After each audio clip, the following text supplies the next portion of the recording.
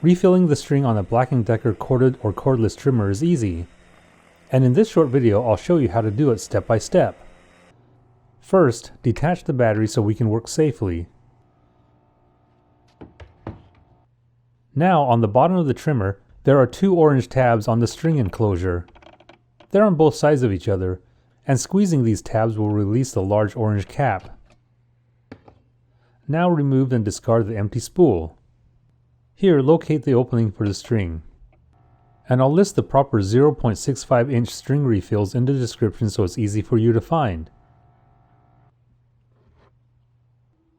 On the new spool, make sure the side with the arrow is facing outwards, and then roll out about 5 inches of the trimmer line.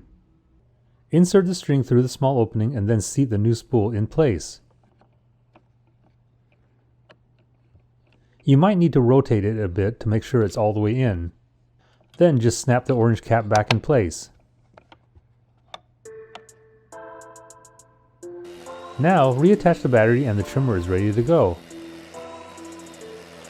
If this video was helpful, please give me a thumbs up and hit the subscribe button to stay up to date on all my DIY videos.